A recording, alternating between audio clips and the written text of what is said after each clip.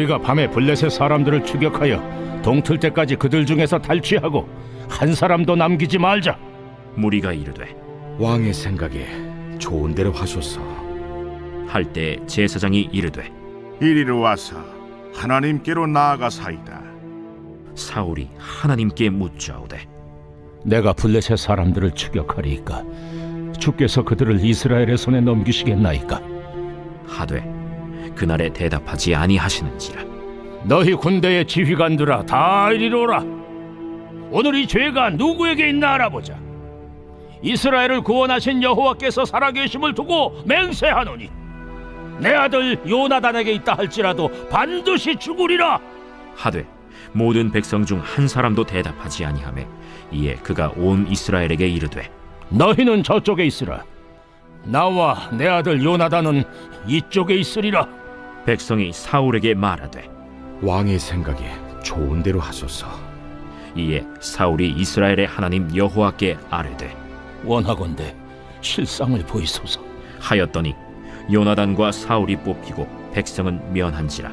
사울이 이르되 나와 내 아들 요나단 사이에 뽑으라. 하였더니 요나단이 뽑히니라.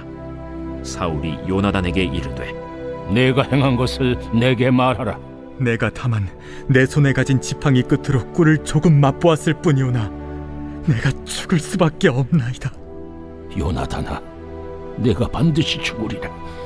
그렇지 않으면 하나님이 내게 벌을 내리시고 또 내리시기를 원하노라. 백성이 사울에게 말하되 이스라엘의 이 큰 구원을 이룬 요나단이 죽겠나이까?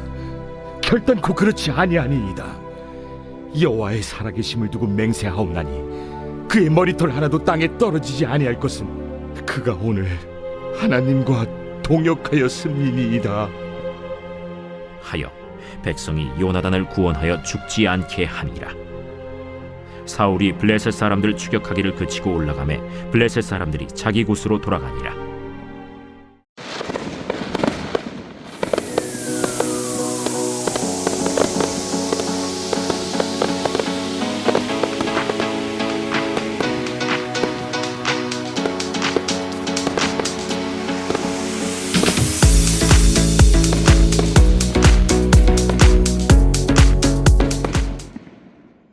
하나님께서 침묵하실 때 우리들이 해야 할 일, 요나단의 믿음과 용기로 이스라엘은 자신의 전력과 능력과 상관없이 블레셋으로부터 승리를 거두고 있습니다.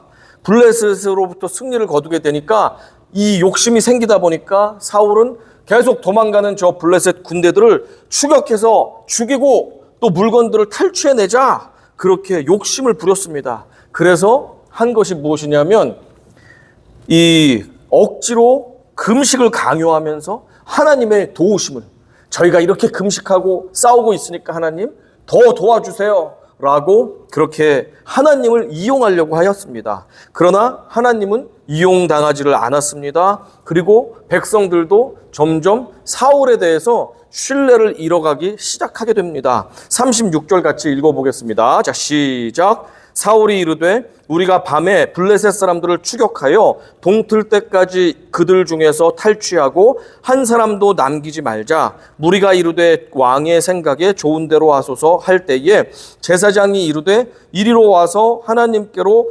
나아가사이다 하매.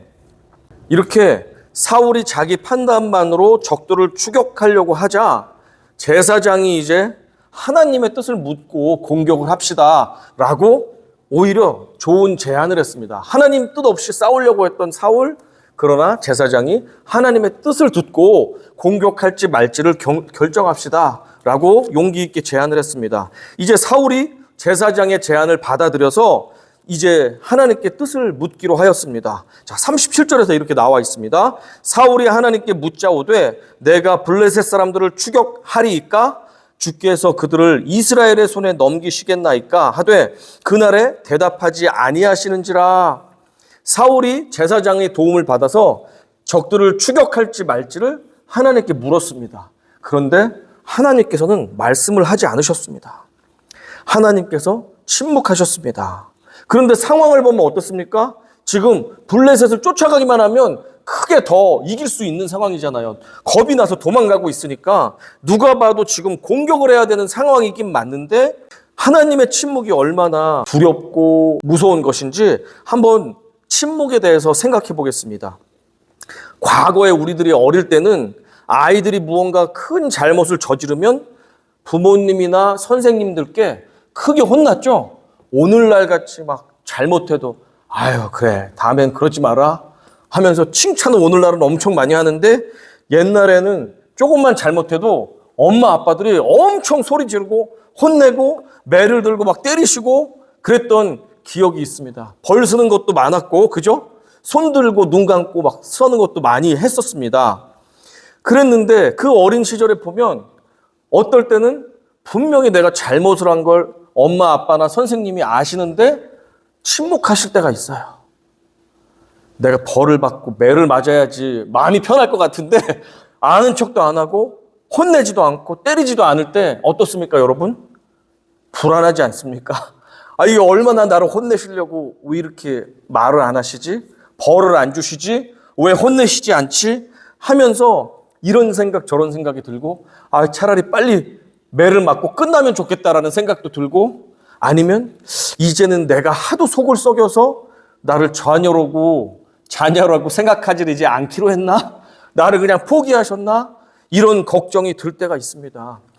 어른들이 침묵하실 때, 선생님이 침묵하실 때도 이런저런 생각이 들고 염려가 되는데 하나님께서 중요한 시기에 아무 말씀도 하지 않을 때 간절히 기도하고 도와주세요. 어떻게 해야 될까요?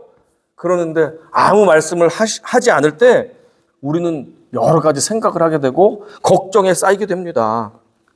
어른이나 리더가 중요한 타이밍에서 침묵할 때도 우리가 그렇게 염려가 되지만 그럴 때 우리가 해야 될 것이 무엇입니까? 우리가 해야 될 것은 잘못하던 그 일들을 멈추고 그분이 무슨 생각을 하고 있는지 나 자신은 무엇이 문제인지를 돌아볼 때가 바로 그때입니다. 지금 권위를 가진 그 권세자가 침묵할 때 내 자신은 지금 뭘 하고 있는지 그분은 어떤 생각을 하고 있는지 우리는 멈춰서서 곰곰이 생각해 보아야 합니다. 마찬가지로 하나님께서 내 인생을 주관하신다고 우리는 믿는데 하나님께서 내 인생을 인도하시다가 아무 말씀이 없을 때 우리는 어떻게 됩니까? 내가 지금 가던 길이 맞나? 잠깐 멈추고 내 자신이 옳은 길을 가고 있는지 생각해 보고 그리고 하나님이 지금 나에게 무엇을 원하시고 있는지 헤아려 생각할 수 있어야 합니다. 자, 그런데 사울은 어떻게 했습니까? 지금 하나님이 침묵할 때 자기가 지금 잘못된 일을 계속 하려고 하잖아요. 그런데 하나님이 침묵하면 어떻게 돼요? 멈춰야죠. 멈춰서 내가 지금 옳은 것을 하고 있나? 하나님이 나에게 원하시는 게 무엇이지?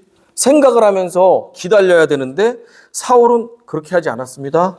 어떻게 하냐면 하나님의 침묵을 이제 자의적으로 해석을 해버립니다. 어떻게 해석을 했냐면 하나님이 지금 말씀하시지 않는다는 것은 누군가 죄를 지어서 그것이 하나님께서 화가 나셔서 말씀을 안 하시는 것이구나.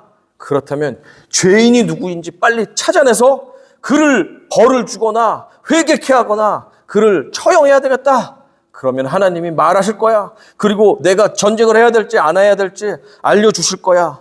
라고 자기가 그냥 하나님의 침묵을 자기 방식대로 해석해버렸습니다. 그래서 그가 한 것은 군대 지휘관들을 불러 모았습니다. 그러면서 말했습니다. 자, 지금 하나님이 대답을 하지 않으시니 누군가 죄를 지은 것이 분명하다. 지금부터 죄인이 누군지 내가 제비를 뽑아서 죄인을 찾아내겠다. 그리고 그 죄인이 내 아들 요나단이라 할지라도 죄인으로 판명되면 그는 처벌을 받을 수밖에 없다. 그가 처벌받지 않는다면 내가 벌을 받아도 나는 족하다. 라고 선언을 해버렸습니다. 경솔한 선언을 했습니다. 그리고 제비를 뽑았습니다. 제비가 백성들에게는 죄가 없고 사울 아니면 요나단에게 죄가 있습니다 하는 제비가 뽑혔습니다. 좋아. 그러면 사울과 요나단 중에 나와 요나단 중에 누가 죄인인지 또 뽑아보자 하고 제비를 뽑았습니다. 제비를 왜 뽑냐면 구약시대에는 하나님을 경외하면서 제비를 뽑을 때 하나님이 그 제비 가운데 말씀하신다고 믿었어요. 오늘은 그렇게 생각하지 않지만 그 당시는 그렇게 생각했습니다. 제비를 뽑았습니다. 누가 나왔습니까? 요나단이 나왔습니다. 요나단? 내가 말했지. 요나단이라도 죄인이라고 하면 가만두지 않겠다고 하나님 앞에 내가 맹세를 했으니 자, 요나단을 데리고 와라 하면서 39절에 이렇게 말했습니다. 읽어보겠습니다. 시작. 이스라엘을 구원하신 여호와께서 살아계심을 두고 맹세하노니 내 아들 요나단에게 있다 할지라도 반드시 죽으리라 하되 모든 백성 중 한 사람도 대답하지 아니하매. 사울이 틀린 지금 생각을 가지고 하나님의 침묵은 죄인들 때문이다. 죄인 때문이다. 죄인을 색출해서 그를 죽여버려라 라는 엉터리 생각을 가지고 제비를 뽑으면서 맹세를 했잖아요. 백성들은 그것에 동의하지 않았습니다. 그래서 아무도 대꾸를 하지 않았습니다. 그런데 제비를 뽑았더니 요나단이 나왔습니다. 어떻게 해야 되겠습니까? 어떻게 해야 되겠습니까? 참, 우리가 살다 보면 이 사울처럼 경솔한 생각을 가지고 하나님의 뜻으로 둔갑시킬 때가 있습니다. 어떤 노총각이 있었습니다. 노총각이 있는데 올해만큼은 꼭 장가가고 싶어. 결혼할 거야. 나는 분명히 결혼할 거야. 라고 확신에 차서 하루하루 살아갔습니다. 그가 이제 아이폰을 사려고 아이폰 매장에 방문을 했습니다. 가서 방문을 해서 기계를 둘러보는데 아는 게 잘 없어가지고 망설이고 헤매고 있었는데 어떤 예쁘장한 여인이 자기한테 다가와서 미소를 지으면서 이 전화기에 대해서 막 설명을 해주는 거예요. 어머, 제가 좀 설명을 좀 해드릴까요? 이 제품은 이렇게 버튼이 이렇고 아주 속도가 빠르고 용량이 이런데 제가 좀 말씀드릴게요 하면서 굉장히 웃으면서 친절하게 처음 보는 사람인데 그렇게 자기에게 맞아줬습니다. 이 노총각이 생각합니다. 하나님 올해는 꼭 장가 갈 수 있는 그 마음을 주셨는데 이 여인이 내 배우자인가요?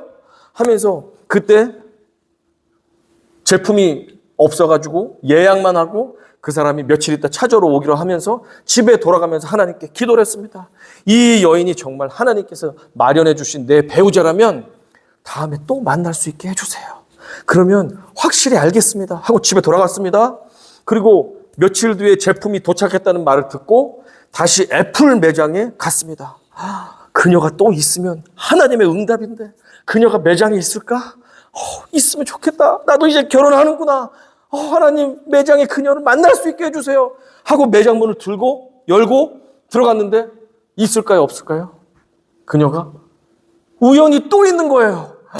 스마일 더 큰 웃음을 하면서 어머, 지난번에 봤잖아요. 이 여성도 물건을 사러 온 건지 모르겠는데 나를 그렇게 웃으면서 반겨주니까 너무 기쁨과 확신이 생겨서 그가 용기를 냈습니다. 저 여성분, 저와 결혼해 주시겠습니까? 확신을 가지고, 왜냐하면 하나님께 응답을 받았잖아요. 또 우연히 이 여인을 만날 수만 있다면 내 배필로 알겠습니다. 그것을 응답으로 생각하고 왔는데 만났단 말이에요. 이야, 좋아가지고 용기를 내서 말했는데 이 여인이 대답을 합니다. 깜짝 놀라서. 고객님, 이러지 마세요. 저는 내 아이의 엄마입니다. 그리고 제 직업이 이 매장에서 손님들을 응대해 주는 겁니다. 손님, 저는 직원입니다. 라고 말해서 이 사람은 김치국물만 마시고 집에 갔다는 이야기가 있습니다. 여러분, 마음이 급하고 당장 이게 하나님의 뜻인지 알려고 막 조바심에 있을 때 우리는 어떠한 아무 일도 아닌 것을 가지고 그 일어나는 현상, 어떠한 상황, 어떠한 사람, 어떤 누군가의 말 한마디를 하나님의 말이라고, 하나님의 뜻이라고 거기에 둔갑을 시켜가지고 우리가 받아들일 때가 있어요. 그렇죠? 중요한 물건을 사거나 어떤 집을 계약하거나 어떤 중요한 계획을 해야 될 때, 중요한 생각이, 중요한 일들을 해야 될 때 우리는 하나님의 뜻을 찾기는 찾는데 어떠한 형태로든지 그것을 빨리 만들어내서 그걸 가지고 마음의 평안과 확신을 만들어내려고 할 때가 우리의 삶 가운데는 종종 있습니다. 이 노총각 같이 말입니다. 그리고 사울도 마찬가지였습니다. 하나님이 침묵하시면 하나님이 말씀하실 때까지 내 자신을 돌아보고 내가 잘못 가던 길에서 멈춰서서 하나님의 뜻이 무엇인지, 내가 문제가 있는 것은 없는지를 우리가 살펴보아야 되는데, 사울은 그러지 않고 계속해서 잘못 가는 거예요. 잘못 가. 죄인이 누굽니까? 내 아들이야? 너는 죽어야 돼. 지금 그래서 아들을 죽이려고 지금 하였습니다. 어떻게 했습니까? 44절에 보니까 이렇게 되어 있습니다. 사울이 이르되 요나단아 내가 반드시 죽으리라. 그렇지 않으면 하나님이 내게 벌을 내리시고 또 내리시기를 원하노라. 전 국민에게 맹세까지 했습니다. 너는 죽어야 돼. 왜냐하면 넌 죄인이니까. 여기 제비가 나왔잖아. 잘못 뽑아놓고선 아들을 그냥 생사람을 잡게 생겼습니다. 자, 이런 모습에 어떻습니까? 요나단이 정말 죽어야 될 사람입니까? 아니죠. 요나단이야말로 이스라엘에서 가장 칭찬을 받아야 될 사람이잖아요. 다 겁이 나서 도망가고 사울도 저 멀찍이 나무 뒤에 숨어가지고 겁을 내고 있었는데 요나단 혼자만 용기를 내서 적들을 쳐부셔서 하나님의 역사를 일으키게 되었는데, 이 충성된 일꾼을 죽인다고 하니까 국민들도 깜짝 놀랐고 요나단도 황당하고 당황스럽게 되었습니다. 43절 하반절에 보면 이렇게 되어 있습니다.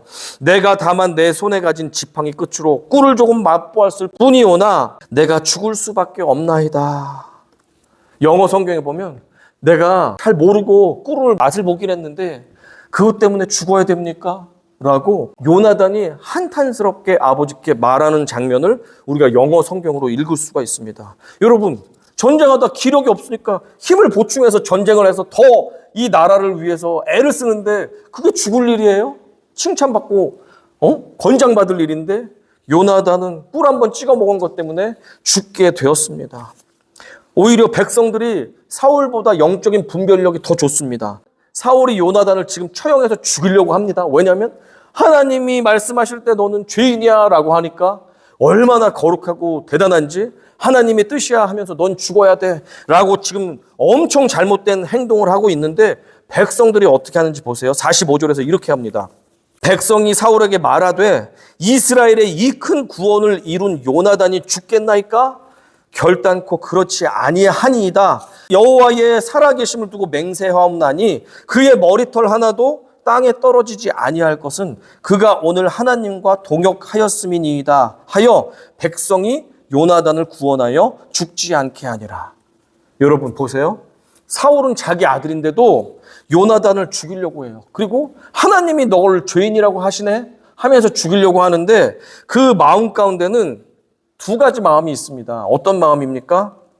한 가지 마음은 이 요나단 너 때문에 우리가 승리했구나, 용감하게 싸웠구나, 참 아빠도 없는 이 귀한 신앙과 용기가 있구나 하는 마음도 요만큼 있습니다. 그러나 이만큼 더 큰 건 뭡니까? 지금 내가 왕인데 네가 왕이야? 네가 돌격 앞으로 너 혼자 해서 이 전쟁을 승리했다고 해서 백성들이 다 너 편이라고 해서 네가 그렇게 잘났어? 누가 왕이야? 내가 왕이지 네가 왕이야? 자신의 왕권, 권위를 아들이 빼앗았다고 생각합니다. 그러니까 아들이지만 지금 빨리 죄를 제거하지 않으면 나도 쿠데타가 나서 왕권을 잃어버리겠네 하는 두려움과 못된 마음 때문에 아들인데도 불구하고, 나라를 구했음에도 불구하고 아들을 죽이려는 그 모습을 보세요. 정말 권력욕에 빠지면 얼마나 인간이 자식까지도 죽일 수 있을 정도로 그렇게 변질된다는 것을 사울을 통해서 우리가 알게 됩니다. 이 과정을 통해서 결국에는 더 이상 추격을 하지 못했습니다. 이스라엘은. 왜냐하면 하나님이 말씀도 안 하셨지. 백성들도 요나단을 처형하는 것을 극구 반대하지. 그러니까 더 이상 블레셋을 쫓아가진 않았고, 블레셋은 도망가서 자기네 나라로 갔습니다. 그리고 전쟁은 끝이 났습니다. 요나단과 백성들은 하나님의 도우심으로 큰 승리를 이루어냈습니다. 하지만 한 명의 패배자가 있었습니다. 누구예요? 사울. 사울은 왕권도 잃어버리고 영적인 권위도 잃어버리게 됩니다. 이 사건을 이유로 해서 급도로 사울이 추락하는 모습을 우리가 보게 됩니다. 하나님께서 침묵하실 때 우리는 행동을 멈추고 나 자신과 하나님께 집중해야 됩니다. 1956년 1월 8일 에콰도르의 아우카 부족에게 복음을 전하려고 5명의 선교사들이 그 밀림 속에 들어갔잖아요. 그 사람들을 적으로 생각하고 원주민들이 다 살해해버렸습니다. 선교사님들에게는 총도 있었지만 우리가 복음 전하다가 해를 당해도 사람들을 죽이지는 말자. 우리는 천국 갈 수 있으니까 하면서 총을 사용을 안 했습니다. 그리고 죽임당했습니다. 그 중에 짐 엘리엇이라고 여러분 들어보신 유명한 한 젊은 선교사님이 있었는데 남편이 죽었다는 소식을 듣게 된 엘리자베스 엘리엇은 남편 순교 소식에 너무 속이 상하고 마음이 아파서 울부짖었습니다. 그런데 하나님께서는 2년 동안이나 그녀에게 아무 말씀도 하지 않으셨습니다. 하나님 왜 아무 말씀도 하지 않으십니까? 내 남편이 예수님 전하려다가 억울한 죽음을 당했는데 하나님은 왜 침묵하십니까? 2년 넘게 하나님의 침묵을 이 엘리자베스 엘리엇은 어떻게 했습니까? 멈춰서서 나 자신을 돌아보고 하나님의 뜻이 무엇인지를 곰곰이 생각하였습니다. 오랜 침묵을 끝내고 1958년 10월 그녀가 한 행동은 무엇이냐면 내 남편을 죽인 그 원주민, 원수들이 사는 그 부족에 직접 어린 딸과 함께 들어가서 같이 살아가는 삶을 살기로 결정을 했습니다. 그녀가 예수님 닮은 삶으로 그 살인자들과 함께 살아가기 시작하자 원주민들이 서서히 변하게 되었습니다. 그리고 하나둘 예수님을 받아들이게 됐습니다. 자기 남편을 죽인 우리들을 이 그녀가 용서해 주네. 우리를 섬겨주네. 희생해 주네. 서양의 의학과 의술과 그런 기술들을 가지고 우리를 치료해 주고 가르쳐 주고 도와주고 있네. 정말 이게 하나님의 사랑이구나 하면서 원주민들이 변화되고 회심되었습니다. 엘리자베스가 먼 훗날 이렇게 말했습니다. 하나님의 침묵은 버림이 아니라 준비입니다. God's silence is not his abandonment, but his preparation. 이 엘리자베스 엘리엇은 나중에 우리 가까이 제가 또 공부했던 골든 커넬에서 교수 사역도 하였습니다. 그러다가 90세에 천국에 가게 되었습니다. 여러분 또 잘 아시는 독일의 목회자이자 신학자였던 디트리트 본 회퍼라는 목사님 계시는 거 아시죠? 이 목사님은 히틀러의 폭정, 잘못된 정치에 항거하고 맞서고 싸웠습니다. 그러다가 1943년에 체포되었습니다. 그는 2년 동안 수용소에 갇혀 있으면서 기도하고 또 기도했습니다. 자신은 잘못한 게 없잖아요. 하나님의 뜻대로 예수님의 말씀을 전할 뿐이고 잘못된 것에 대해서 잘못이라고 말했을 뿐인데 그는 수용소에 갇혀서 오랜 기간 그렇게 하나님께 통곡을 하며 기도를 했습니다. 하나님 말씀해 주세요. 그런데 하나님은 아무 말씀이 없으셨습니다. 그러다가 1945년 4월 8일 밤 독일 플로센비르크 수용소의 간수가 그 목사님 방에 찾아왔습니다. 목사님 준비하십시오. 내일 아침에 처형입니다. 다음날 처형입니다. 본 회퍼는 마지막으로 기도했습니다. Lord, why have you been silent? Lord, even if you remain silent, I will trust you. 주님 왜 지금까지 침묵하시고 계십니까? 주님께서 침묵하셔도 저는 주님을 신뢰합니다. 이렇게 고백하고 그는 사형장에 끌려가서 천국으로 올라가게 되었습니다. 그가 마지막으로 우리에게 남긴 말, 이것은 끝이 아니라 시작입니다. 하나님께서 나를 부르십니다. 라고 말했습니다. 그가 남긴 여러 권의 책이 있는데 그 중에서 유명한 책이 하나 있습니다. 나를 따르라 라는 제목으로 한국어로도 번역이 됐는데 The Cost of Discipleship이라는 이 책은 그의 죽음 이후로 수십 년 동안 거의 100년 가까이 수많은 사람들에게 영적인 깨우침을 주고 정말 예수님을 따라서 사는 삶이 어떤 삶인지를 우리에게 가르쳐 줍니다. 그는 천국에 떠나고 안 계시지만 여전히 그가 남긴 이 글을 통해서 많은 사람들이 예수님을 깊이 만나고 있습니다. 하나님의 침묵 속에서도 하나님은 역사하고 계신다는 사실을 믿으시기 바랍니다. 하나님의 침묵은 그분의 외면이 아니라 내 생각을 돌아보고 내 행동을 멈추고 그리고 하나님의 뜻을 묵묵히 바라보는 그러한 시간이 돼야 됩니다. 하나님은 침묵하시지만 하나님은 가만히 계시지 않습니다. 졸고 계시지 않습니다. 외면하고 계시지 않습니다. 하나님은 어느 때보다도 침묵하실 때 더 크고 놀라운 일을 바쁘게 행하고 계십니다.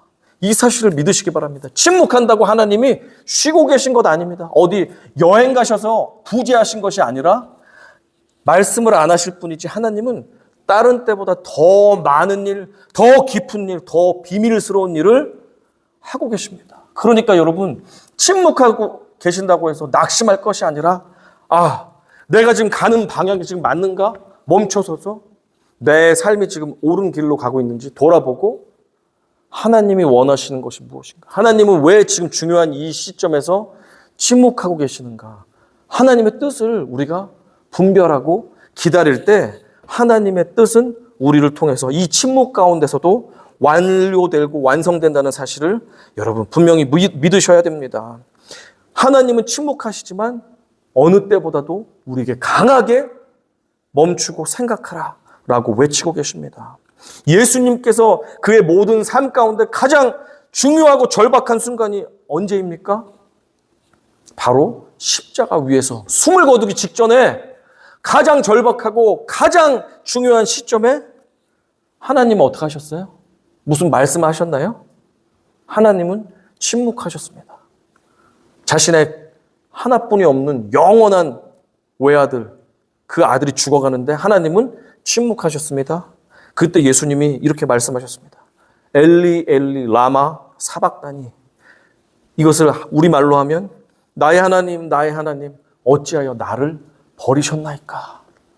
하나님의 아들까지도 하나님이 침묵하시는 것이 견디기가 힘듭니다. 고통스럽습니다.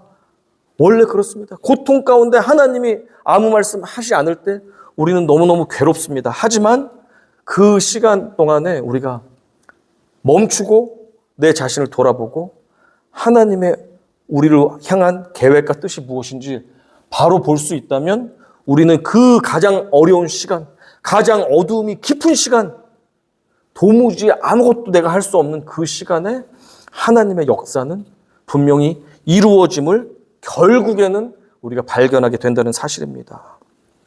결국 하나님의 침묵은 무엇이었습니까? 외면이 아니었고 하나님의 뜻을 완성해 가는데 꼭 필요한 과정이었기 때문에 하나님은 침묵하셨습니다. 침묵하실 때 이제 어떻게 되겠습니까? 내가 가던 길을 멈추고 내 자신을 돌아보아 잘못된 것이 있다면 뉘우치고 회개하고 하나님께 다시금 나아가고 그러면서 하나님 뜻이 지금 무엇이지? 내가 지금 여기서 뭘 하고 있지? 내가 바르게 잘 가고 있나? 생각해보고 하나님은 이쪽으로 가서 다른 것을 하기 원하는데 내 열심으로 내 즐거움으로 내가 다른 길을 가서 하나님이 기뻐하시지 않는 일을 많이 하면 뭐합니까? 많이 하면 할수록 멀리 갈수록 돌아오는 길만 고되고 힘들 뿐입니다. 그러니까 하나님이 침묵하실 때 그 자리에서 멈추어서 내 자신을 돌아보고 하나님의 뜻을 우리가 집중하는 그 시간을 가질 때 결국에는 하나님의 침묵은 끝날 것이고 그동안 침묵하시는 동안 하나님이 깊고 은밀하게 하셨던 그 일들은 이제 드러나서 결과적으로 구원을 이루시고 역사를 이루어내실 것입니다. 그래서 우리가 생각할 것이 무엇입니까? 하나님의 침묵 앞에서 우리는 첫째, 멈추어야 됩니다. 둘째, 자신을 돌아보셔야 됩니다. 그리고 셋째, 하나님의 깊은 뜻을 돌아보고 그분만을 신뢰할 수 있어야 합니다. 절대 사울처럼 성급한 결론을 내리지 마십시오. 침묵은 하나님께서 우리의 마음을 돌아보고 하나님의 뜻을 살펴보라고 주신 특별한 시간입니다. 그러니까 그때 불안해하고 낙심하고 아무것도 못해 사람들을 의지하면서 이 사람 저런 사람에게 도움을 요청하면서 다니지 말고 그 자리에 멈춰서 나를 돌아보고 하나님께 집중하는 우리 모두가 될 수 있기를 바랍니다. 침묵할 때 하나님이 가장 놀랍고 크고 많은 일을 하시는데 그것을 견디지 못한다면 우리의 구원이 완성되지 못한다면 얼마나 슬프고 얼마나 안타깝겠습니까? 여러분, 침묵하실 때 멈추고 나를 돌아보고 하나님께 집중하는 우리가 되기 원합니다. 사울은 비록 침묵을 오해해가지고 더 멀리 잘못된 길로 가려고 했지만 요나단은 반면에 하나님이 침묵하실 때 멈추어서 하나님의 뜻을 파악했습니다. 백성들조차도 사울과 같이 어리석지 않게 하나님이 지금 요나단을 살리길 원합니다 라고 하면서 하나님의 뜻에 집중할 수 있었습니다. 엘리자베스 엘리엇은 침묵 속에서 멈추었고 자신을 돌아보았고 하나님의 뜻을 분별했습니다. 그리고 결국엔 하나님의 뜻을 파악해서 순종할 수 있었습니다. 본회퍼 목사님도 끝까지 하나님께서 침묵하셨지만 그는 하나님을 포기하지 않았습니다. 그 결과 오늘날까지도 전 세계 수많은 사람들에게 그가 가르침을 남겨주고 있습니다. 오늘 여러분의 삶 가운데 때때로 고난도 있을 수 있고 내 계획대로 안 되는 삶도 우리가 살아내야 되는 삶을 살고 있습니다. 그럴 때 어떻게 해야 되겠습니까? 하나님 도와주세요. 기도해야 되죠? 그러나 하나님이 만약에 침묵하신다면 어떻게 됩니까? 내가 지금 가는 길이 맞나? 멈춰서 나를 돌아보고 하나님 뜻이 무엇일까? 이 지금 다급하고 중요한 상황에서 하나님을 내가 사랑하는데 그리고 하나님께 기도하는데 하나님이 말씀하시지 않는다면 그 하나님이 말씀하시지 않는 이유가 무엇일까? 돌아보고 사울처럼 어리석게 더 잘못된 길로 가지 않고 오히려 멈춰서 기다림으로 하나님의 온전한 인도함을 받으시는, 그래서 하나님만을 신뢰하시고 승리하시는 우리 모두가 되기를 간절히 축원합니다. 아멘.